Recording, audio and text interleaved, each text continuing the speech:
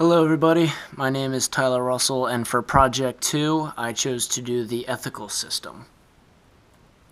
Ethics is the perceived rightness or wrongness of an action or behavior determined in large part by society.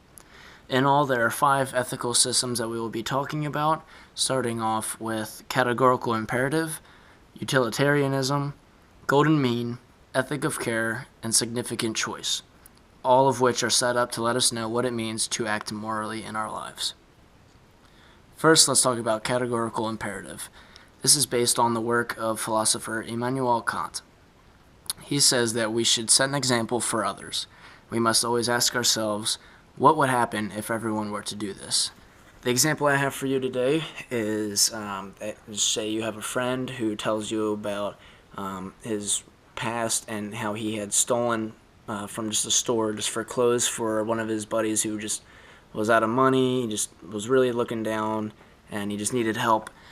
And in this system, you should just ask yourself, like I went over, what would happen if everyone to do this, and would it be ethically right if people were to just go around and steal things and just have a good excuse for what they were doing. Under categorical imperative, that would not be morally correct, and that's not something that you should actually do. Utilitarianism was developed by John Stuart Mill, and what is ethical is what will bring the greatest amount of good for the greatest number of people. Speaking out or taking action is mainly what it is about, and an example for that would be you have a friend who grabs their sibling by the arm pretty hard and is a little violent, and you're stuck to think about, should you just stay quiet, should you talk to the authorities, talk to a friend, talk to your friend's parents, any of those questions. Under utilitarianism, you should go and do one of those things and be vocal, and hopefully it'll bring the greatest amount of good because they won't do that to their sibling anymore or any other people if they happen to have done that before or could do that.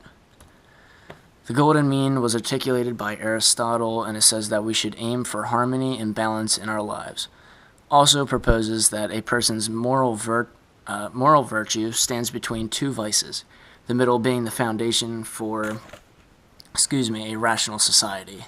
The goal for the golden mean is to achieve rationality and balance. Just a quick example for this would be you are hanging out with 2 of your friends and you're all talking about either your current or past relationship. One of your friends is very vivid and tells a huge long story and just goes completely off the wall with it. Your other friend's very short, maybe says a couple sentences and is done, and then you are the mean and you find yourself in the middle where you don't give crazy amounts of details and go into a huge story, but you're still giving enough to get the idea across for your other, for your friends there. Next, we will be looking at the ethic of care, which is based on the concept of Carol Gilligan.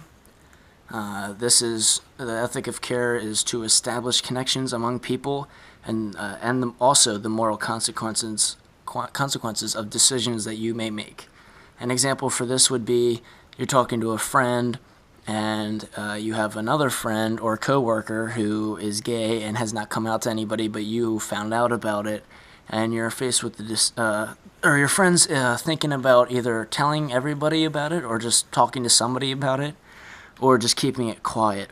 And the ethic of care would say that you should remain quiet and not talk about someone else's life like that, and it would be for the greater good that they tell somebody on their own time and when they're ready, and for you not to go out and just completely blurt it out to anybody, even just one person. The final ethic system that we will be talking about is significant choice, which it was conceptualized by Thomas Nilsson. He said that communication is ethical to the extent of exercising free speech.